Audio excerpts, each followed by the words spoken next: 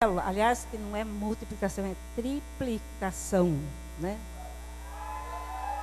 Multiplicou 3 vezes. Resgate Adonai, líder Ágata Reclube.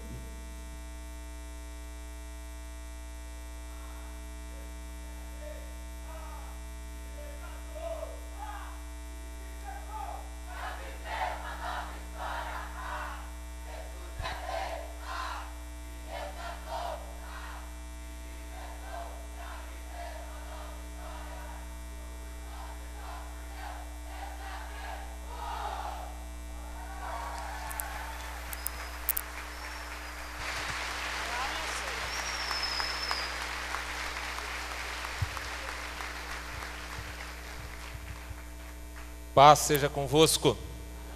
Coloque-se em pé no seu lugar. Paz para os que estão aqui próximos, paz para os que estão lá no alto. Paz seja com todos. Hoje eu tenho uma responsabilidade grande de substituir o nosso reverendo. Embora ele está chegando tão logo, tentar correr aqui. Amém? Nós temos uns compromissos. Então abra comigo a sua Bíblia, bem rapidamente, Evangelho de Lucas, capítulo 11. Lucas capítulo 11, nós vamos ler já desde o primeiro verso, ou melhor, só o primeiro verso por hora.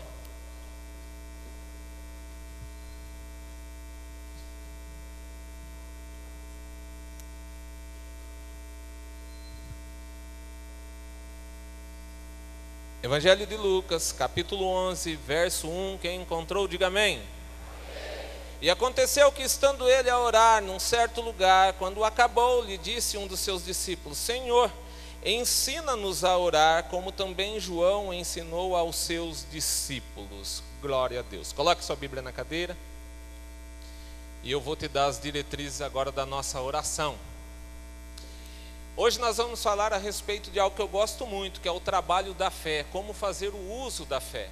Então, por conta disso, eu gostaria que nessa sua oração, essa primeira oração, você pedisse para Deus, para Ele abrir o seu entendimento, para Ele abrir os seus olhos espirituais, para Ele abrir o seu ouvido, para que você possa receber tudo aquilo que Ele tem para ofertar. Feche seus olhos e fale com Deus nesse momento. Senhor nosso Deus e nosso Pai, nós pedimos nesse momento que a nossa vida, Pai, ela seja preparada para receber da Tua palavra, receber daquilo que o Senhor tem para nos entregar. É tão grande aquilo que o Senhor tem para a nossa vida, ó Pai, que nós precisamos ser preparados pelo próprio Senhor.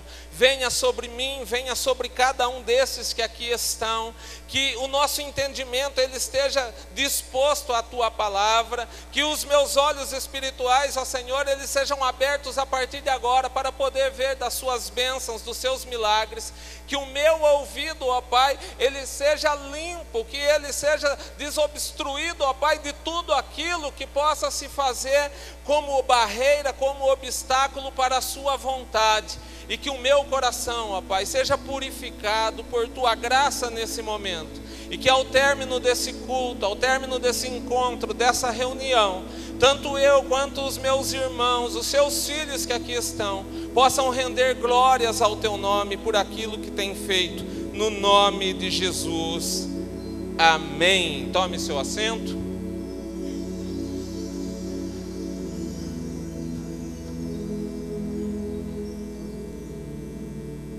Esse texto, embora ele é muito simples, mas ele nos dá uma premissa de algo que é muito importante para nós sermos abençoados por Deus.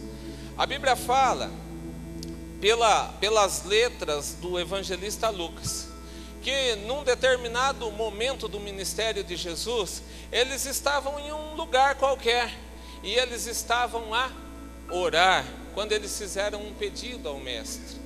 E isso aqui já nos abre uma porta de bênção muito grande na nossa vida. E é sobre isso que eu gostaria de discorrer nessa noite. Hoje nós vamos aprender que não importa o lugar, importa o que você está fazendo para Deus e você será abençoado. Amém? Eu não estou dizendo, não importa o lugar, a respeito da igreja. A igreja é um lugar muito importante. Eu estou falando a respeito de condição. Porque tem muita gente que diz assim: oh, como que eu vou ser abençoado? Eu moro num casebre. Eu trabalho em um lugar que eu não estou tirando o meu sustento, não há condições de eu ser abençoado por Deus. Não é o lugar que vai fazer de você um abençoado, é o que você está fazendo para Deus. E aqueles homens, eles estavam orando, e aquilo já era uma abertura de bênção para a vida deles. De repente alguns discípulos diziam: Senhor, nos ensina a orar, nos ensina a falar com Deus, nos ensina a falar com o Pai, porque João Batista, ele ensinou os seus discípulos, e eles estão praticando isso. E nós queremos também participar desse movimento, nós queremos participar dessa atmosfera, nós queremos sentir desse Espírito. E as coisas então começam a fluir para aqueles homens, porque eles entenderam qual era a vontade do Mestre, e o Mestre se alegrou no pedido daqueles homens. Amém? Mas isso tem um ponto de partida. Para eu poder ser abençoado, independente do lugar que eu esteja, mas sim por aquilo que eu estou fazendo, eu necessito de um ponto de partida. E o ponto de partida é uma fé aplicada, é uma fé utilizada, é saber fazer uso da fé corretamente, da forma que agrada a Deus, da forma que Deus recebe. E Deus, ele se contenta e ele fala assim: é essa fé que eu quero ver, é nisso que eu quero trabalhar, é essa pergunta, é esse questionamento que eu quero responder, é esse pedido, é esse clamor que eu quero atender, é nisso que eu me regozijo em abençoar. Pastor, eu sei que o escritor aos Hebreus, ele fala a respeito do que é fé, que a fé é confiança, em suma, confiança nas coisas que nós não vemos, mas nós acreditamos e nós trazemos para a nossa vida. Mas a Bíblia, ela ainda fala tanto a respeito de fé. Paulo, por exemplo, ele fala na carta aos Romanos, no capítulo 10, ele diz que a fé, ela vem pelo ouvir, e esse ouvir da palavra de Deus. Não é ouvir qualquer coisa, não é ouvir aquilo que o vizinho diz, não é ouvir aquilo que o rádio diz, não é ouvir aquilo que pessoas que vão se colocando na sua vida dizem simplesmente. Mas a nossa fé, ela é alimentada pela palavra de Deus. Ou seja, quando nós estamos em contato com a palavra de Deus, já existe um canal de chegada de fé na nossa vida, e isso faz com que as coisas mudem. Amém? Quem está me entendendo, diga amém. A fé, ela vem para ouvir, e essa fé que eu ouço, essa fé que eu recebo vindo da palavra de Deus, ela começa a trabalhar na minha vida uma convicção de que as coisas vão acontecerem. A fé que vem pela palavra de Deus, ela vai criando em mim um espírito de reconhecimento, de esperança, que as coisas vão começar a acontecer na minha vida. E sabe o que isso faz? Isso faz com que um motor, ele comece a funcionar, porque aí eu começo a fazer declarações de fé, e é sobre isso também que nós vamos ver essa noite. Quando eu começo a fazer declaração de fé, outras portas de bênçãos, outras portas de milagres vão se abrindo na minha vida, e essa força, esse motor, ele não para mais, e a minha vida, ela começa a ser, ou ela passa a ser, de experiência do sobrenatural de Deus, porque é isso que Ele quer para a minha vida. Quando eu leio na Bíblia, ou quando eu ouço alguém dizer aquilo que o olho não viu, aquilo que o ouvido não ouviu, aquilo que ainda não subiu ao coração do homem, são essas coisas que Deus tem preparado para aqueles que o amam. Ele está falando justamente disso. Tenha fé, faça uma declaração de fé na minha palavra, confie que você vai experimentar coisas que ninguém experimenta, virá para a sua vida coisas que não chegaram a ninguém. Se você fizer diferente, coisas diferentes virão também a você. Mas entenda bem, é fé naquilo que se ouve, não naquilo que se ouviu um dia. Sabe por que tem muita gente doente, irmãos, dentro da igreja? Quando eu digo doente, não é doente do corpo, não. É doente da alma, é doente do espírito. Ouve, não recebe nada, não pratica nada. Sabe por quê? Porque ela declara uma fé naquilo que ela ouviu no passado, mas ela não está ouvindo nada no presente, e ela não está sendo alimentada no presente, e por isso se enfraquece na fé. Fé naquilo que se ouve. Então entenda bem, começa a ouvir mais aquilo que Deus está dizendo para você. Quando o pregador, o pastor, seja esse ou seja outro pastor, abrir a palavra de Deus e começar a ministrar, pare tudo aquilo que você está fazendo. Se você tem filho, coloque do lado, peça para ficar quieto. Se tiver com o celular na mão, irmãos, desligue o aplicativo, feche as janelas, desligue e pare para ouvir aquilo que Deus quer te dizer. Porque a sua fonte de bênção nesse momento não vem de nada que está ao seu redor, a não ser da palavra de Deus. Fé naquilo que se ouve no momento e não naquilo que se ouviu. O próprio Lucas, ele dá uma aplicação disso.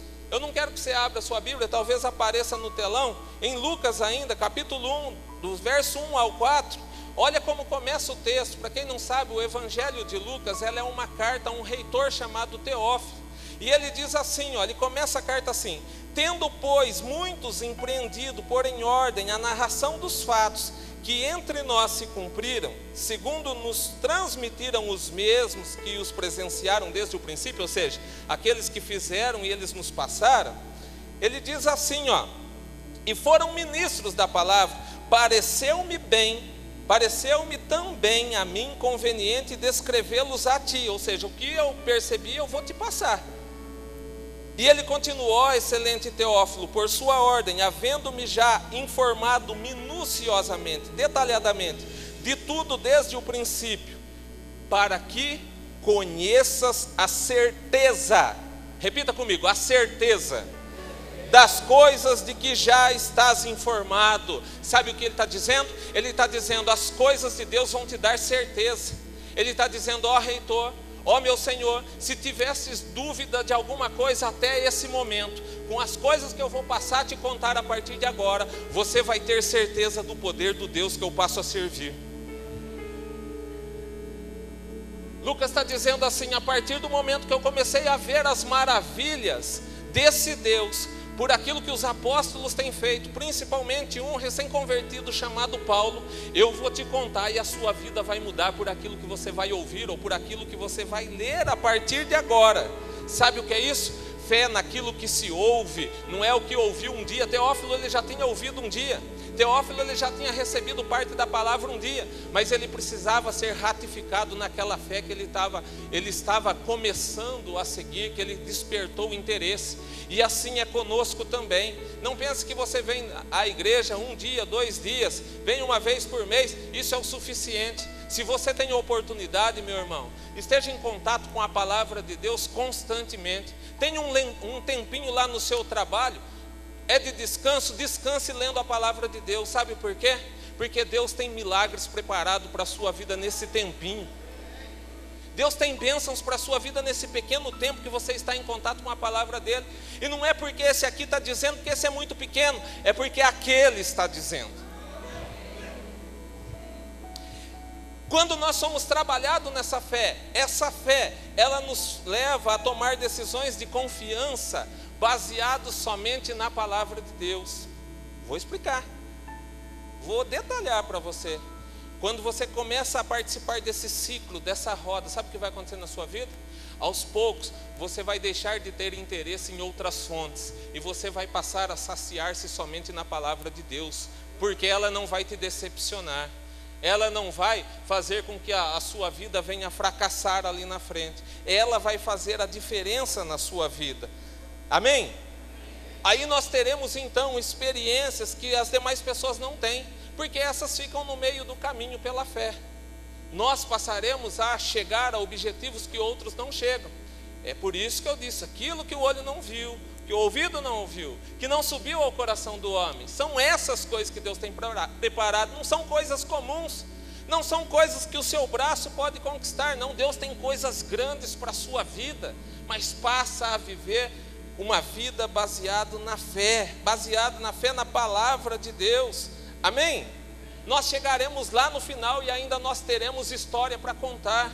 Sabe como vai ser a sua declaração de fé? A partir do momento que você começar a experimentar as coisas de Deus, vai ser como a de Davi. Veio o leão e eu matei, veio o urso e eu matei também, veio o gigante, o maldito incircunciso, e eu coloquei ele no chão, porque Deus é a minha fortaleza.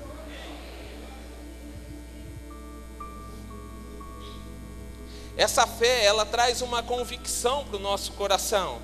Quanto mais eu me atenho à palavra de Deus, mais essa convicção ela vai sendo gerada em mim. mais eu vou ficando convicto de que Deus pode fazer, mais a figura, mais a imagem do Senhor, ela vai se revelando à minha vida. Vai chegar um momento que você vai dizer assim: que visão espiritual e natural, coisa nenhuma. Eu vejo as coisas de Deus claramente, assim como eu vejo as coisas naturais, porque Ele quer se revelar à sua vida. Amém? Mas comece a fazer uso da verdadeira fé. Quer um exemplo? Ou melhor, quer um conselho? Se eu fosse você, estivesse tendo problemas com a fé, eu começaria a listar algumas declarações da palavra de Deus para a sua vida, para fazer a diferença na sua vida, daquilo que Jesus é para você. Pegue um pedaço de papel, se você anda oscilando na fé, pegue um pedaço de papel, comece a escrever no pedaço de papel e depois você cola em um lugar bem visível, nele, naquele, por ele, para ele, por ele, pelo qual, e você começa a ver na Bíblia as passagens que dizem respeito a essas coisas que Jesus é na nossa vida, e você vai ver como você vai ser alimentado, você vai ser reavivado, porque Deus quer, tudo isso é para a sua vida. Deus tem preparado para a sua vida, tem preparado para a minha vida. Deus, Ele não abandona o fraco. Deus, Ele não abandona o oprimido, pelo contrário, Ele vai dando chances, Ele vai dando condições, Ele vai dando portas para que você possa se reerguer e possa ser de fato bem abençoado. Isso criará dentro de você, se você fizer assim: pastor, eu não consigo me lembrar, escreva. Se não consegue se lembrar, escreva. Abacuque diz: escreva numa tábua, para que todos que passem, eles possam ver as promessas de Deus na sua vida. Faça isso na sua casa.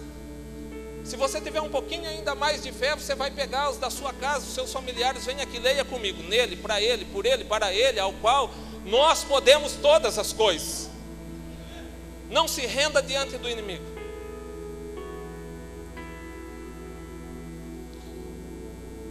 Tudo isso vai criar dentro da minha vida, da sua vida, dentro do nosso coração, uma sinalização. Vai impor limites na nossa vida. Espera lá, aqui não. O meu ânimo eu não vou deixar reduzir a isso não. De repente vem um problema, e quando você começa a perceber que você está ficando desanimado, epa, não é isso que a palavra de Deus diz a respeito de mim. Não foi isso que o meu Salvador, Ele preparou para a minha vida, não. E essa sinalização começará a fazer a diferença na nossa vida, porque ela irá, como eu posso dizer, ela irá balizar as nossas decisões. Ela vai começar a coordenar as nossas palavras, aquilo que nós dizemos. Quando alguém vier falar alguma coisa, você percebe que são palavras destrutivas, palavras que corrompem. Tão logo esse sinalizador, ele vai acusar: não é isso que você tem aprendido, não é isso que a palavra de Deus tem dito a respeito de você. Porque você vai dar ouvido agora? Por que agora você vai fazer diferente daquilo que você tem aprendido? Essa sinalização, sabe como que ela vem? Pela declaração de fé, por aquilo que eu leio e eu falo dentro de casa. Eu leio a Bíblia, eu falo da Bíblia, eu começo a falar fora também. Irmãos, é inadmissível que uma pessoa, ela venha ao culto, e ela no culto, ela canta, ela levanta os braços e ela dança, aqueles que sabem, né? E dança e tudo mais, e ela diz: em Cristo eu sou mais que vencedor, e isso e aquilo. Só que depois ela sai do culto, e nos enfrentamentos, nas afrontas lá na sua vida, ela se porta ou ela se comporta como um derrotado. Ah, é verdade mesmo, né? Eu não vou ser capaz disso e daquilo. Isso é inadmissível, porque quem te sustenta, quem patrocina a sua vida é o próprio Deus, e Ele não falha. Ele não é qualquer um, Ele não falha. Não se pode, num determinado momento, dizer que é mais que vencedor, e em outros fazer declarações de derrotado. Eu não vou fazer declaração de derrota, eu não vou confessar derrota na minha vida, eu não vou ficar confessando problemas na minha vida. Sabe por quê? Pergunta aí, por quê? Porque eu não acredito em derrota. Pastor, você está louco? Eu não acredito em derrota, eu não acredito em fracasso. Porque o meu Redentor, Ele venceu, e Ele me deu direito de vitória também. Mesmo que eu passe por problemas na vida, mesmo que eu passe por situações adversas, eu vou confessar vitória na minha vida, para não apagar aquilo que eu tenho crido, aquilo que o Senhor depositou em mim. Eu não vou confessar derrota. Repita aí, ó, dá uma olhada para o seu irmão, para um dos dois, né? Diga assim, ó: eu creio com o coração e confesso com a minha boca. Diga de novo: eu creio com o meu coração e confesso com a minha boca. Amém, irmãos, é isso que é a vida do cristão. Você crê aqui, confessa aqui. Deus enche aqui, você faz transbordar aqui. Amém? Vem alguém, isso passa, tem hora para acabar. O choro dura uma noite, a alegria vem pela manhã. Essa é a confissão do cristão.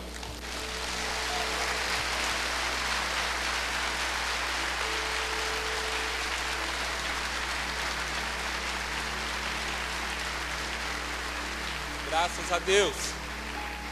Quer saber uma outra coisa a respeito de fé que talvez você não sabia? A fé, ela pode ser aprendida. Se aprende da fé. Quer que eu vou além? A fé, ela é contagiosa.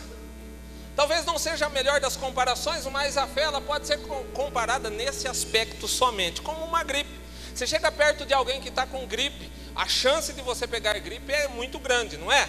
Você sabia que a fé é assim? Se você ficar perto de pessoas que fazem uso da fé, que praticam a fé, você vai começar a ser movido por aquele espírito de fé. Aliás, o nome é justamente esse, espírito de fé. Não é um outro espírito qualquer. O espírito de fé são convicções, são forças de Deus que invadem a minha vida para que eu tenha disposição de confiar naquilo que é provisão dEle para a minha vida. Quer um outro conselho? Se eu fosse você, eu começaria a sentar perto de pessoas que têm fé. Vou além com o meu conselho. Se eu fosse você, que senta às vezes longe, senta lá atrás, senta lá em cima, e está tendo oscilações da fé, eu começaria a me aproximar do púlpito, para usar a fé, principalmente, ou para aprender da fé, daquele que ministra a palavra. Para ministrar a palavra precisa ter fé. Se eu fosse você, começaria a me aproximar de pessoas que fazem uso da fé. Comece a se aproximar do seu pastor, que ele é um homem de fé. Nós vemos aí todos os empreendimentos que estão sendo desenvolvidos, os lugares que estão sendo comprados para a igreja. Ele faz uso de fé, irmãos. Eu tenho aprendido a respeito disso durante todos esses anos que eu estou aqui próximo dele. É um homem de fé, e eu quero aprender cada vez mais a respeito disso. Eu quero aprender da fé que ele tem. Eu quero estar perto de pessoas com fé assim. Amém?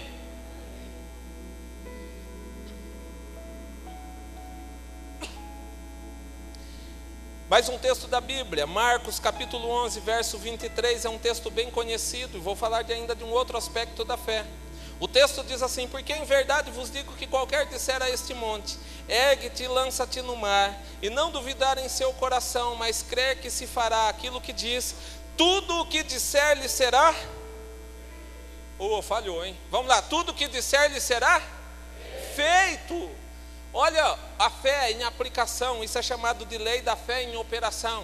A fé não é simplesmente, eu acredito. Você acredita, acreditar, todo mundo acredita. Os pregadores dizem que até o diabo, ele acredita em Deus. E acredita mesmo. Fazer uso da fé não é isso, não. A fé não é simplesmente acreditar. A fé faz com que você declare. Olha o que está dizendo o texto: qualquer que disser a este monte, ergue-te, lança-te no mar, não duvidar no seu coração, e crer que se fará aquilo que diz, tudo que disser, tudo que verbalizar. Sabe por que muitas vezes nós não somos abençoados? Porque nós ficamos com o pensamento: não, eu creio que Jesus fez isso, eu creio que Ele fez aquilo, eu creio que aconteceu assim com os discípulos, com os apóstolos e tudo mais, e fica só aqui, ou às vezes fica só aqui, trabalhando na memória, e você não verbaliza. A Bíblia nos ensina que a nossa fé, ela tem que ser verbalizada, ela tem que ser dita. Eu creio, será assim, porque Deus disse que é assim, e vai ser assim na minha vida também. Se disser ao monte que ele vai se erguer e se lançar, vai acontecer, porque Deus disse que vai acontecer, assim será feito. Amém? Agora olha que outro detalhe tem nessa passagem. A Bíblia, ela não dá foco, ela não dá ênfase no tamanho da fé. Você não vê nesse momento, você não vê no texto, dando ênfase no tamanho da fé, em uma grande fé, mas dá ênfase em uma palavra declarada, quando se fala das coisas de Deus, quando se fala da vontade de Deus, quando se fala naquilo que acredita em Deus. Um tempo atrás, conversando com uma pessoa, tentando animar numa determinada situação, ela me disse assim: ah, pastor, mas se eu tivesse a fé que você tem, eu até admiro a sua fé, mas se eu tivesse a fé como tem, e eu já cortei logo, disse: você não precisa ter a fé que eu tenho, se tiver uma Bíblia como eu tenho, e acreditar no mesmo Deus que eu acredito, as coisas vão acontecer na sua vida. Não é o tamanho de fé, é fazer uso da fé, fazer declaração da sua fé, é isso que faz a diferença. Você só precisa falar, você precisa declarar. A bênção não vem, sabe por quê? Eu até acredito, só que quando vem o problema eu fico quieto, eu me intimido, eu me fecho, eu me travo e deixo ele atropelar a minha vida, eu deixo ele atropelar os meus sonhos. Isso não é fazer uso de fé. Fazer uso da fé é ter a coragem de dizer aquilo que Deus diz. Deixa eu te contar um segredo. A palavra de Deus, ela é a mesma na minha boca, na sua boca e na boca de Jesus. Jesus, ele obteve sucesso no seu ministério por diversos motivos, mas o mais importante de todos eles é que ele fazia uso da palavra. Ele não temia, ele não se intimidava. Quando surgia a situação, como surgiu no monte, na tentação, não pensa que ele ficou, não, ele declarou, ele fez uso da palavra, e isso foi o que fez a diferença. Comece a fazer uso da palavra de Deus, comece a declarar a palavra de Deus, comece a declarar para o seu problema, a fé que você tem. Comece a declarar para o seu problema o Deus que você acredita, que você confia. Comece a declarar o tamanho do seu Deus e você vai ver o que vai acontecer na sua vida. Declare a sua fé, fale dela. O nosso maior problema é justamente a timidez, é o medo de declarar. Lucas 17, do 3 ao 5. Eu não estou falando coisas aqui que eu penso, não, irmãos. Eu vou entupir de textos da Bíblia aqui para que você entenda o que a Bíblia diz a respeito de fé. Lucas 17, do 3 ao 5, o texto diz assim: olhai por vós mesmos, e se o teu irmão pecar contra ti, repreende-o, e se ele se arrepender, perdoa-lhe. E se pecar contra ti 7 vezes no dia, e 7 vezes no dia vier ter contigo, dizendo: arrependo-me, perdoa-lhe. Disseram então os apóstolos ao Senhor: então acrescenta-nos fé. Vem acrescentar fé na nossa vida então, porque o problema é sério. Eu vou precisar de muita fé para fazer isso, para dizer que ele está perdoado, para dizer que ele não está ligado, atado, amarrado a mim em nada, para dizer: fica tranquilo, cara, está perdoado, está desculpado. Os discípulos: mas acrescenta-nos fé, vem com a sua fé. Olha o problema aí. Surgiu na teoria, não foi nem na prática a situação adversa. E aqueles homens, eles já, espera lá, então vem nos acrescentar fé. Olha o que Jesus responde no versículo 6, e esse eu não sei se está no ponto. E disse o Senhor: se tivesseis fé como um grão de mostarda, diríeis a esta moreira: desarraiga-te daqui e planta-te no mar, e ela vos obedeceria. Sabe por que Jesus está falando do grão de mostarda? Embora muitas vezes nós ouvimos: por conta do tamanho, isso e aquilo, tudo isso é teoria, irmãos. Ele está dizendo que é independente do tamanho, que você precisa fazer uso da declaração de fé. Não é o tamanho que vai definir nada, é a sua declaração de fé. Eu creio, pronto e acabou. Você pode declarar: eu não sei nada de teologia, escatologia, isso e aquilo, mas eu creio em Deus. É isso que faz a diferença. O resto é conhecimento bíblico. Amém? Declara a sua fé, declara a sua vitória. A questão não é esse tamanho, embora o tamanho de fé ele possa ser medido, ele é mensurável. A Bíblia fala que, por exemplo, Abraão, quando ele recebeu a sua bênção, a Bíblia faz questão de dizer: e ele em nada ele foi reduzido na fé.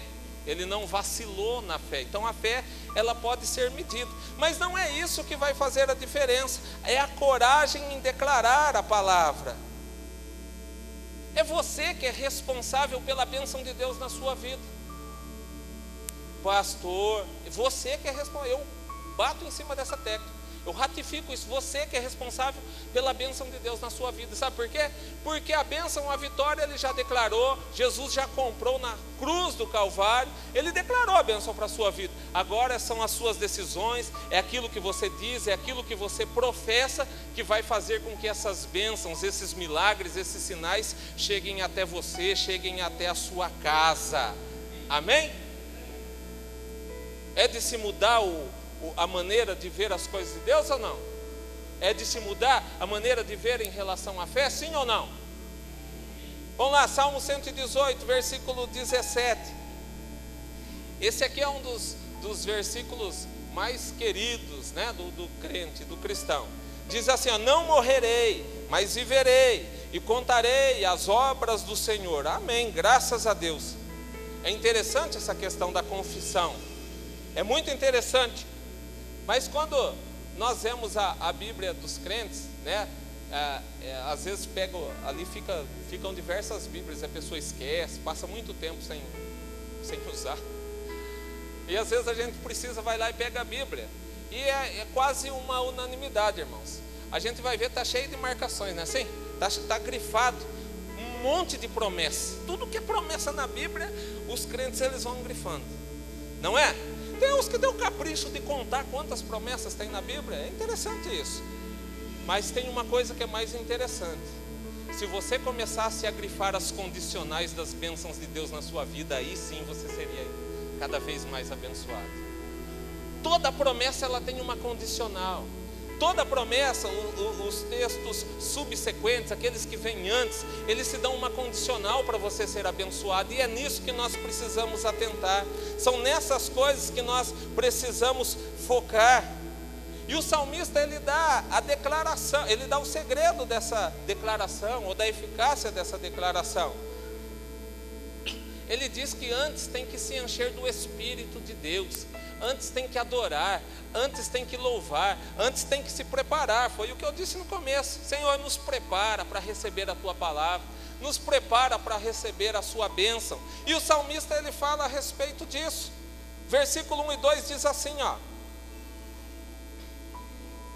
louvai ao Senhor, porque Ele é bom, porque a sua benignidade dura para sempre. E ele declara, ou ele faz o povo declarar: diga agora, Israel, que a sua benignidade dura para sempre. Diga agora, Israel, que a benignidade do Senhor dura para sempre. Diga agora, Israel, a benignidade do Senhor dura para sempre. Ó a preparação, vamos declarar: Deus é bom. Declare que Deus é bom. Eles estavam vivendo um período conturbado, o povo. Eles estavam vivendo adversidades. Aí o salmista, vamos declarar que Deus é bom, vamos fazer declarações de fé, vamos celebrar, vamos fazer uso de palavras de júbilo, que a bênção virá. É isso que é necessário na nossa vida. Quando as coisas elas começam a sair do controle, não fique se lamentando não fique chorando as pitangas por aí não, mandando recadinho, né, nas redes sociais, se sentindo... Qualquer dia eu vou dizer para alguns o que eles estão sentindo. Para com isso, irmão. Você não foi criado para isso não. Deus não te levantou para isso não, para ficar esmorecido pelos cantos, olhando para a ponta do seu dedão do pé. Não foi para isso que você foi criado. Comece a declarar vitória na sua vida. Comece a declarar que Deus é bom, para o cativeiro virar. É isso que Deus espera de nós. Os versículos 14 e 15. Olha o que o salmista continua a dizer: o Senhor, Ele é a minha força, Ele é o meu cântico, Ele se fez a minha salvação. E aí ele diz o seguinte: nas tendas dos justos a voz de júbilo e de salvação, a destra do Senhor faz proezas. Olha o segredo da vitória aqui, ele está dizendo assim, ó, na tenda dos justos, na tenda dos justos. A igreja é a tenda dos justos. Quem é justo aqui, levante a mão. Essa é a tua tenda. Ele está dizendo assim, ó: na tenda dos justos, a voz de júbilo. É de tristeza? É de amargura? É voz de frustração? É voz de murmuração? É a voz de júbilo e de salvação. Aí a destra de Deus, destra é a mão direita, o braço direito do Senhor, faz proezas, faz os milagres, faz as coisas acontecerem, faz com que aquilo que você tem pedido, aquilo que você tem buscado, aquilo que você tem esperado, venha se concretizar na sua vida. Mas primeiro, ó, condicional, na tenda do Senhor tem que haver voz de júbilo, declaração da salvação. Isso é declaração de fé. Isso é declaração de fé. Antes da proeza vem a confissão.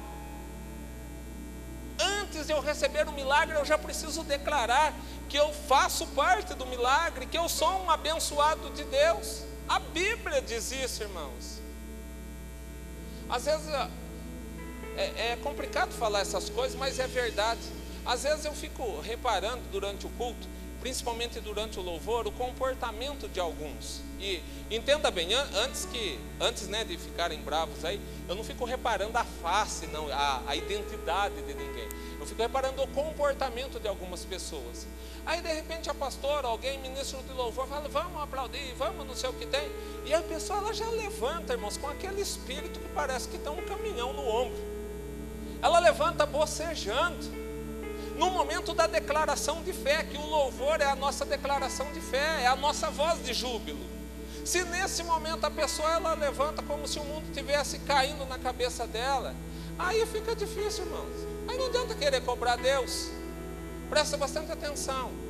Deixa eu te dizer uma coisa que é muito importante. Se a sua confissão de fé ela não te faz mover a sua boca, por que você acha que a confissão de fé sua desse jeito vai fazer mover a mão de Deus? Se a fé que você tem não faz você cantar, não faz você louvar, não faz você adorar, você acha que vai fazer com que Deus faça um milagre na sua vida? Como? E não adianta vir com aquela conversa: não, pastor, tem gente que louva, que adora de diversas maneiras, até dormindo. Isso é conversa para boi dormir. Quem sente a presença de Deus não fica do mesmo jeito, não, irmão. A Bíblia fala que Moisés subiu no monte, esperou, teve um encontro com Deus, ele desceu até pelo outro lado. Sabe por quê? Porque aquele que encontra com o Senhor, ele começa a andar diferente. Os reis magos, eles estavam eles estavam a caminho da manjedoura. Perdoa pelas falhas aí. Estava a caminho da manjedoura. No caminho encontrou com o imperador. O imperador estava tentando armar uma cilada. Disse assim: olha, você vai, adora, faz o que você tem de fazer, dá presente, canta, né? Canta parabéns, faz o que vocês quiserem. Na volta vocês passem aqui e me contem onde ele está, que eu vou lá também adorar nada. Ele queria matar. E os homens, eles foram inculcados com essa palavra. Eles foram, adoraram um menino que acabara de nascer, entregaram aquilo que tinha de entregar. Mas a Bíblia fala que quando eles voltaram, eles cortaram um caminho. Sabe por quê? Porque quem encontra o Senhor já não anda mais da mesma maneira. Se você ficava com a boca fechada, parecendo que tem um saco de cimento no queixo, isso tinha que ser antes, lá no tempo do baile, do forró, disso e daquilo. Na casa de Deus é lugar de louvor, de júbilo, de grito de glória.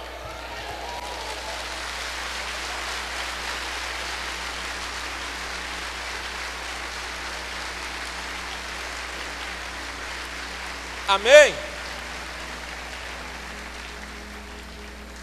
E talvez tenha alguns resistentes ainda, né? Que fica assim: se eu tivesse a oportunidade eu ia dizer assim: pastor, mas se fosse assim, isso aconteceria em todo lugar, todas as igrejas, todas as casas, só a pessoa falar. Deixa eu te dizer uma coisa, irmãos. Sabe por que não acontece? Porque não faz uso da fé. Só não acontece porque não declara a fé. A nossa fé na palavra de Deus e a resposta da palavra de Deus na nossa vida é como a corrente elétrica, é como energia elétrica. Se ela for bem utilizada, se seguir os princípios que têm que ser seguidos, a energia elétrica faz funcionar um eletrodoméstico tanto num casebre quanto no palácio do maior rei da terra. A palavra de Deus é assim, ela não obedece essas questões de lugares, disso e daquilo, de condição social. Não existe isso para Deus, irmãos. Deus é o Deus dos vales e Deus dos montes, e é o Deus da sua vida também. Graças a Deus. Se você der crédito, vai funcionar na sua vida também. Ouça bem que eu vou te dizer, meu amado, qual é o teu sonho? Quais são os projetos, os propósitos de Deus para a sua vida? Quais foram as promessas que você recebeu, talvez lá no início da sua conversão, e que de repente você começou a engavetar, porque você se sentiu fraco? Que sonhos são esses? Vamos trazer à tona isso. Talvez o seu sonho, talvez o seu projeto, não seja como o meu, de fazer aquilo que eu estou fazendo aqui, o sonho que eu tive um dia. Eu sonhei, eu acreditei e hoje eu estou aqui. Hoje, esse momento para mim é a realização de um sonho. Para você pode ser coisa simples, para mim é a realização de um sonho. Talvez na sua vida não seja esse, necessariamente esse. Eu nem quero subir a um púlpito, falar para mais de 1000 pessoas. Mas se você estiver engajado nas coisas de Deus, o seu sonho vai se realizar. Comece a fazer a vontade dele. Talvez você não pregue a palavra, mas você pode ser o patrocinador para que a palavra de Deus chegue a tantos povos, a tantos lugares. Nós falamos a respeito disso constantemente. Mas não viva como um mendigo, não viva como um derrotado, como um coitado. Declare a palavra de Deus na sua vida, declare a palavra de fé e supere os seus obstáculos. Supere essas barreiras que têm se levantado aí. Não fique estampando tristeza na sua face, não. Isso não leva ninguém a nada. Não fique declarando derrota, né? Com o semblante fechado, não. Isso aí não serve para nada, irmãos. Confie em Deus. Ele fará. É Ele que irá fazer. Não é o seu braço, não. Não é a sua força. É Deus que vai fazer. Somente confie. Acredite. Dê crédito a Ele. Quando eu confio, quando eu começo a fazer as declarações de fé que Deus pede, sabe o que começa a acontecer na minha vida? É como quando você vai a um restaurante. Eu vou usar 2 situações. Imagina, você não fala nenhum outro idioma alternativo. Aí você vai a uma outra nação e você chega ao restaurante e você quer água. E você não sabe dizer, não tem ninguém para te ajudar. E você fica tentando pedir para o garçom água. E ele não está te entendendo, então ele não vai fazer nada, porque ele não entende o que você está dizendo. E tem gente que está tendo um relacionamento assim com as coisas de Deus. Está falando numa linguagem que não é a linguagem de Deus, porque não está sabendo fazer uso da fé. Agora, quando você aprende aquele idioma, e você fala assim, na língua dele, eu não vou falar que eu vou pagar mico aqui, né? Vai que eu erro. E você fala no idioma do cara, aquilo que você quer. Sabe o que o garçom faz? Ele rapidamente vai buscar aquilo que você pediu para te atender. Sabe por quê? Porque ele depende daquilo. Ele depende da sua voz de comando. Você sabia que existem anjos que dependem da sua voz de comando? Deus já declarou que no momento que você disser, Jesus ele podia fazer prova disso. No momento que disser, os anjos sairiam e viriam servi-lo. E isso é para a nossa vida também. Mas comece a fazer uso da linguagem de Deus. Comece a falar com a sua fé. Comece a pedir, comece a declarar com a sua fé. Amém? Quem é esse incircunciso que tem se levantado contra a sua vida, contra os seus planos, os seus projetos, meu irmão? Quem é essa doença que tem se levantado aí para tentar te derrubar? Quem é esse desemprego que tem se levantado na vida de alguns aí? Quem é esse? O que é que tem se levantado? Isso não pode parar o mover de Deus na sua vida. Esse problema não pode parar a mão de Deus direcionada para a sua vida, as coisas de Deus na sua vida. Comece a fazer a vontade de Deus no que diz respeito à sua fé, e você irá conhecer, experimentar coisas incríveis da parte de Deus. É isso que Ele tem para nos dizer. Eu estou quase encerrando, mas a vida com Deus ela é emocionante, irmãos. A vida com Deus é emocionante. Eu não sei se alguém aqui teve a oportunidade de ler a biografia do apóstolo Paulo. E tem alguns detalhes da história dele, irmãos, que chamam muita atenção. Paulo, ele era persistente nas coisas. Paulo, ele entrava na cidade, o povo surrava ele, os judeus surravam ele, a ponto de parecer que ele estava morto. De repente iam os discípulos, ou os próprios que surravam, tiravam ele para fora da cidade, dos muros da cidade, e jogavam ele em qualquer lugar. Iam lá os discípulos, olhavam com aquela cara de pena, de piedade, davam uma limpada, aí percebiam que ele estava vivo, porque não era o tempo dele morrer. Começava a colocar ele de pé, ele às vezes cambaleando ali. Quando ele se firmava em pé, sabe o que ele dizia? Não pensa que ele dizia assim, vamos dar no pé daqui, senão eles vão me matar. Não, eles diziam assim, vamos entrar lá de novo, vamos entrar de novo. Amém? Hoje, esses dias eu falei no culto, né? No culto lá no Saulo. Hoje em dia, nos nossos tempos, as pessoas elas falam a respeito de pessoas que comandam de dentro do presídio, né? A pessoa usa o celular, ela dá ordem lá para o subchefe do não sei o que tem, e ele aterroriza o morro, isso e aquilo. É ou não é? Paulo aterrorizava o inferno, irmãos, de dentro dos presídios, e ele não usava celular, WhatsApp, Facebook, nada disso. Ele escrevia a carta, mandava, os discípulos recebiam e o inferno era abalado. Sabe o que eu quero dizer para a sua vida? Faça a declaração de fé, use a sua cela e vá saquear o inferno, porque Deus te dá a condição. Você é preparado por Deus para isso. Amém? Tem esse ânimo que Paulo tinha. Vinha o problema, vinha a situação, o perigo, mas ele não fugia não. Uma outra situação que eu contei, quando criança, quando adolescente, eu morava lá no canto do Heloísa, né, para aqueles que conhecem, e aos finais de semana eu juntava alguns amigos, ou nós nos juntávamos em alguns amigos, e nós íamos para as fazendas próximas, né, Fazenda São Bento, a Seis Maria, e nós íamos buscar manga, para não falar outra coisa, né? E nós íamos quase todo final de semana, sábado à tarde, e nós voltávamos com um saco cheio de manga, né? E beleza. Aí um certo dia, olha o que aconteceu. Nós quisemos, né? Nós tivemos o desejo de ir um pouco além. E nós não nos contentamos somente com a manga. Nós passamos em um outro sítio e tinha umas melancias, abóboras, né? E vamos pegar. No momento que nós pegamos aquilo, eu não lembro bem ao certo se era melancia, abóbora, se era ambos, se tivesse, o que tivesse a gente ia pegar. No momento que nós pegamos, estava saindo, né, da roça para a estrada. Não sei se o dono da fazenda ou um dos funcionários saiu correndo da sede com uma espingarda. Irmãos, eu quero acreditar que seja uma espingarda de pressão. E nós abandonamos tudo ali. Largamos o saco com a melancia, com a abóbora, com as mangas. Abandonamos e saímos correndo. E para não correr na estrada e virar alvo fácil, né, igual o nambu que voa reto e toma tiro, o que nós fizemos? Nós começamos a entrar no meio das quadras de cana, atravessar. Você já andou atravessando rua de cana? Aquilo vai riscando, né? Você sai fatiado dali. E nós atravessamos e corremos. Quando nós não ouvimos mais barulho atrás, nós estávamos chegando no canto do Heloísa. Naquela época não tinha Jardim Imperial, não tinha o Vanessa, não tinha nada disso. Nós corremos ali e quando reuniu todos os amigos, esperava um chegar, o outro chegar. Aí a gente... Primeira coisa que foi dita: quando nós vamos voltar lá e pegar as coisas? Isso é ousadia na fé, meu irmão.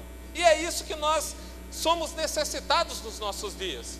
Eu não estou dizendo para você ir mexer naquilo que é dos outros, não. Eu não estou dizendo para você pegar aquilo que não te pertence, não. Eu estou dizendo para você ser corajoso na fé e sair por sua célula, por seu grupo e saquear o inferno em nome de Jesus.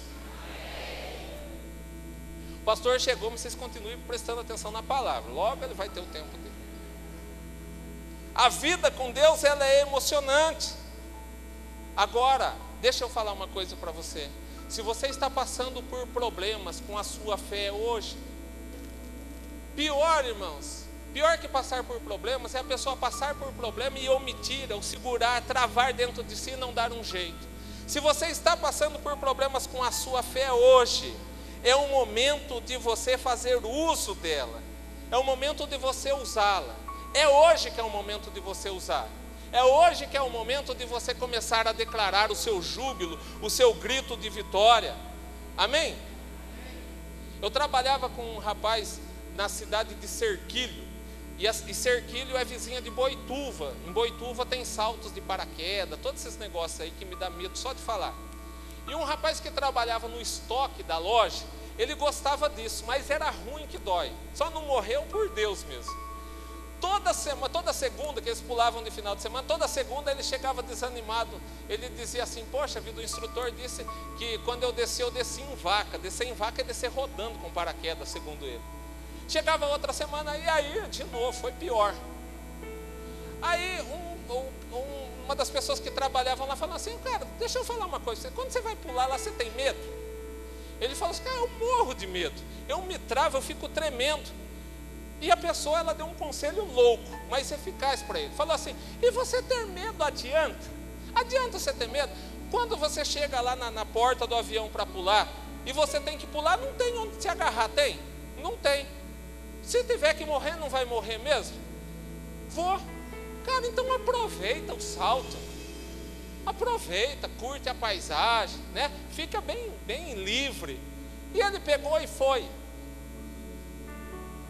Embarcou, montou no avião, né? Sei lá o quê.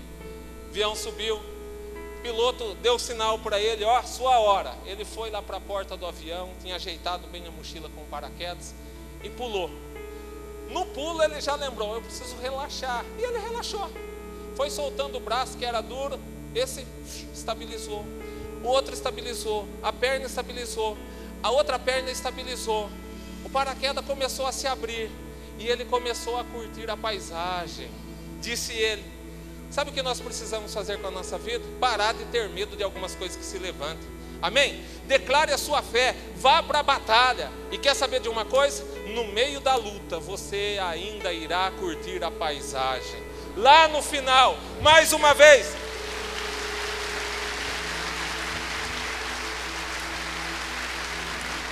Amém.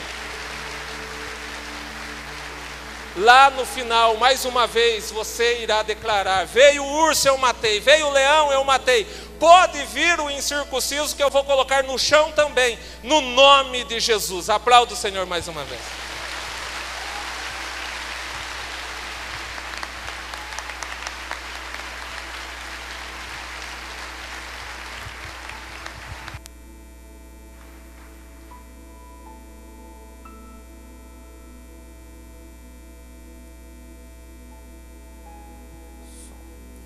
Paz seja com todos. Com certeza foi uma grande bênção, desde o momento de sua chegada, louvor, palavra, e cheguei exatamente de minha viagem agora. Então, da Anhanguera, da Bandeirante, já entramos aqui para pegar o amém do culto e da bênção apostólica e participar da reunião. Logicamente deixei tudo já pré-estabelecido, caso não chegasse a tempo. Logicamente iria seguir a mesma coisa, mas deu certo, graças a Deus. Esses dias ausentes, saudade dos irmãos, saudade da casa, família, da cidade, da comida, do ar, tudo. O Brasil está em crise, mas dá saudade do Brasil, irmãos, dá saudade, viu? Se assente, queridos, vamos daqui a pouquinho já liberar os irmãos para a reunião. Antes, porém, participei de um seminário na Coreia do Sul. O seminário das 6h30 da manhã e até perto das 11 da noite, muito puxado mesmo. Isso é coisa para coreano mesmo. E o que eu queria assim enfatizar para os irmãos, através disto, que fique para nós também como um ensino para nós, um ensino para melhorar, um ensino para melhorar. Não é condição da nossa igreja quadrangular de Leme, nas que eu passei, mas é Brasil. E a igreja na Coreia e tomei ciência que não é só na igreja que eu participei, mas o povo coreano tem uma disciplina no culto, irmãos, que é de causar inveja, principalmente na palavra. E a mensagem era perto de 3 horas de duração.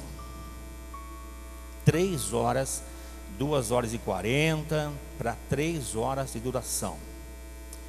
Os coreanos, isso no seminário, eles se sentavam não em cadeiras, espécie colchonetes, eram espécie assim de uma espuma quadrada, onde eles se ajoelham também ali, eles se assentam e ficam sentados sem encosto nenhum. E nós, os estrangeiros brasileiros, ficamos galerinha em cima, então achar um lugarzinho para encostar na parede, sentar no chão também. Só que a gente está acostumado com isso, senta um pouco, mexe para cá, perna para lá, fica em pé um pouquinho, senta um pouco, não tem condição. Eles são treinados para isso. Eles se sentam no chão, sem encosto nenhum, cruza as pernas, ali fica 3, 4 horas aquela posição. Falei, causar inveja mesmo. Que coluna, né? Que coluna adequada. Nós somos relaxados, queremos encostar, queremos sofá, né? Bem, eu só queria enfatizar a disciplina na palavra. No louvor ainda a gente via as pessoas, às vezes saíam, talvez água, banheiro, coisa assim. Hora que ele terminava a oração, era um sininho que dava ainda, até assustar, porque nós vamos orando e fica assim, amém, amém, até a igreja, todos para orar, todos param. Lá não, lá está orando, depois um sininho para instantaneamente, até acostumar com isso. E daquele momento até o fim da palavra, ninguém se levanta. Quase 3 horas de palavra, ninguém se levanta. Então é algo que nós temos que aprender. Nós nem vamos exigir que seja 3 horas de palavra, que os irmãos se sentam no chão, nada disso, irmãos. Temos nossa poltrona razoavelmente confortável. Nosso culto não dura as 3 horas, o culto todo de só palavra lá, não nada a mexer, mas vamos criar algo assim, um ensino para nós, que isso traz benefícios. Isso traz benefício. Se não trouxesse nenhum benefício, não tem por que a gente nem enfatizar, mas traz benefício. Apenas por hora, nessa minha primeira palavra após a viagem, isso que eu quis apresentar. Então, vamos cuidar bem da disciplina nossa do corpo, em casa, tarde, no banho, já fomos ao banheiro, se alguém for ao banheiro, até no louvor ainda, mas na palavra, porque um atrapalha o outro. Alguém sai do meio, atrapalha todo o pessoal. Tem gente que não se assenta no meio, porque todo o culto tem que sair, então se assenta já nas laterais, os cantos. Então criamos essa cultura, na verdade, e temos que nos libertar. É certo que a cultura já dos coreanos, e nas igrejas levam com muita seriedade. Foi muito bom o seminário, palavra, o tempo, o pastor principal lá, que ele que conduziu, e ele só que falou. Tivemos alguns testemunhos apenas, e outros pastores, mas ele é o único que falou. Então foi muito bom para nós pegar ele da fonte. A igreja tem atualmente 200.000 membros. Imagina, a igreja logicamente não tem espaço para isso. A igreja comporta, nós calculamos de 10 a 12 mil lugares na igreja. Um cálculo assim que eles não gostam, falei número em espécie alguma. Nós brasileiros temos o costume de perguntar tudo. E quanto cabe aqui, quanto cabe lá, quanto tem? Eles não gostam de mexer com o número. Então já, mas no começo muitas perguntas, depois percebemos já a cultura deles e fomos encolhendo, retrocedendo, ficar mais no nosso cálculo mesmo aí. Então nós calculamos lá de 10 a 12 mil lugares no templo principal. Embaixo tem um templo, cabe quase 5 mil. Eles fazem para jovens. Tem 4 cultos no domingo. Culto de manhã é só oração, depois mais 3 cultos que são normais de cânticos, palavra e oração. E complexo muito grande, muito amplo, prédio de escola bíblica educacional muito amplo, e foi realmente muito bom. Então, trago aqui para os irmãos essa noite a minha alegria em revê-los e feliz em estar aqui com os irmãos. Foi bom, mas chega uma certa hora que melhor voltar. Amém, irmãos? Não dá para ficar lá não, tá? Por melhor que seja, é bom voltar. Nós vamos fazer uma oração agora, não é oração de encerramento, é oração para nós dispensarmos as pessoas para a reunião. Antes, porém, quero enfatizar aqui um aviso já dado e outro um complemento. Foi dado na vigília. Irmãos, nós teremos um batismo no próximo domingo, vai ser de manhã, tudo já foi aqui apresentado, os avisos. Mas a nossa vigília, sexta-feira, eu gostaria que os irmãos se esforçassem. Por favor, é importantíssimo, irmãos, que oremos. Nesse seminário, o que mais destacou, o que mais tocou, mais aprendi, foi tempo de oração. Então não tem como a gente não aproveitar o primeiro momento para falar para os irmãos. Irmãos, a vigília nossa, até chamamos de vigília com muita nossa forma simples de falar, vigília, das 9h30 até às 11h. Uma reunião de oração. Irmãos, dá para vir, irmão, se esforce um pouco. Pode ir no templo mais próximo da sua casa, na capela. É o mesmo horário, 9h30 às 11h. 11h está encerrando, tá? Se esforce bastante para vir, que temos uma grande responsabilidade desse batismo das pessoas novas convertidas, pessoas que precisam muito de nossa ajuda. Então você ajuda essas pessoas. Se você não pôde pregar para elas o evangelho, não pôde ensinar, discipular, então faça essa parte pelo menos. Vamos orar por elas, vamos levantar um grande clamor aqui na vigília. Nós vamos falar aqui na sede. Vou passar também ideia para os pastores dos templos para falar do batismo, o Espírito Santo, de renovação espiritual, tá? E a oração também, dentre outros itens, este em favor das pessoas que vão se batizar. Amém, igreja? Bom, eu não sei com quantas pessoas eu posso contar, mas gostaria que nós tivéssemos, ajuntando o pessoal aqui da sede, dos templos, nós gostaríamos que nesta vigília tivéssemos pelo menos 600 pessoas. Irmãos, se não tiver esse número, realmente não sei por que as pessoas não estão valorizando. Estou pedindo aqui, por gentileza, se esforce um pouco. Na sexta-feira já tem cultos nos bairros, aqui também tem os jovens. É só permanecer, tá? É uma vez por mês que nós fazemos isso, então se esforce um pouquinho. Esse é um aviso que já foi apresentado, apenas desafio os irmãos. E outro, um complemento, que no domingo que vem, o batismo vai ser de manhã, então a atividade vai ser das 15 para as 8, às 15 para as 9, porque 9 horas o batismo. Isso também vai acontecer nos templos e capela, tá? Então os irmãos dos templos e capela vão seguir também esse mesmo horário, começar 15 para as 8, o mais tardar 15 para as 9 já foi encerrado em cada templo e capela, para as pessoas virem para cá. Os que vão se batizar precisam chegar antes, tá bom? Os que vão se batizar precisam estar aqui antes para poder organizar, pegar as capas e tudo correr bem. Bem, então as demais coisas já foram feitas. Ok, de pé, irmãos, vamos fazer essa oração agora e dispensar os irmãos que vão sair. Depois vou deixar alguém aqui responsável fazer oração, um cântico, oração de encerramento e a bênção apostólica. Pai Santo, Pai Eterno, eu te louvo, eu te exalto e eu te glorifico, porque o Senhor maravilhosamente nos abençoou, me abençoando nessa viagem, a ida, a estada e a volta. Tudo o Senhor pôde trazer para nós bênçãos, pudemos aprender, pudemos receber mais e mais de Ti.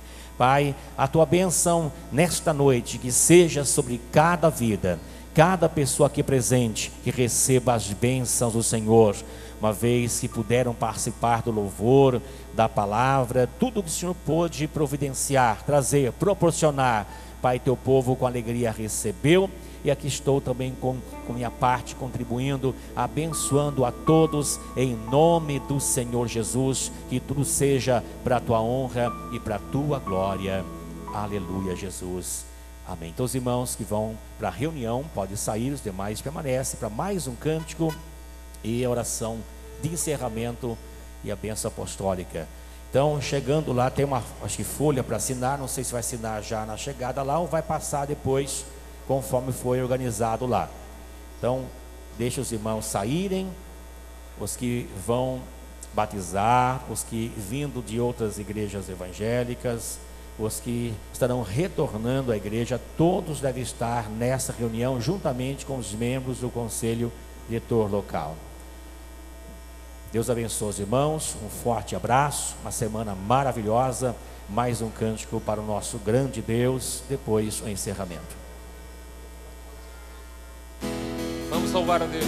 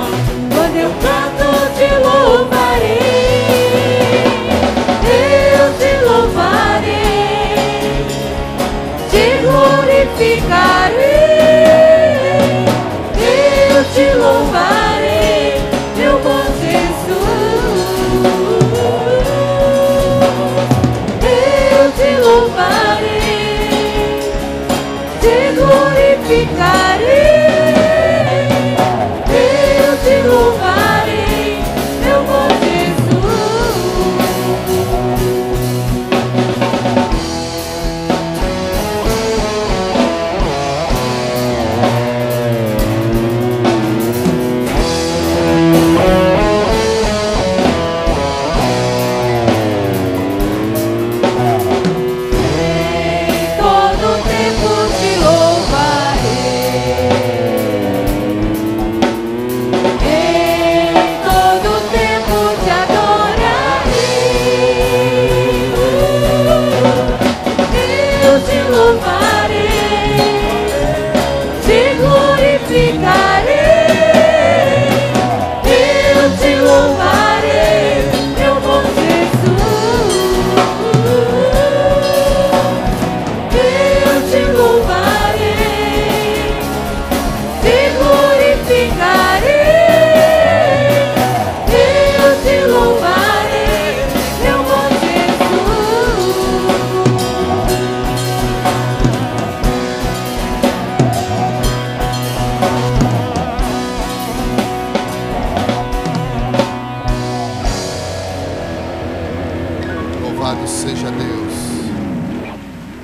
Glorificado seja o nome do Senhor.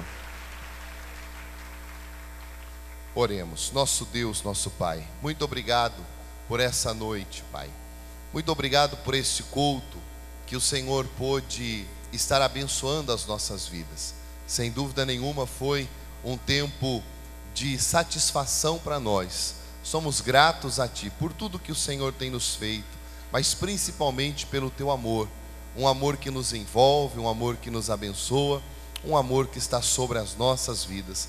Abençoe o Teu povo, despedindo em paz, dando uma semana, Senhor, de bênçãos, de vitórias e uma semana na Tua presença. Te agradecemos por tudo o que o Senhor tem nos feito. Que o grande amor de Deus Pai, a graça de Jesus e a doce comunhão do Espírito Santo sejam com todos aqui presentes, hoje e para sempre. Amém. Deus abençoe a sua vida e a sua família em nome de Jesus.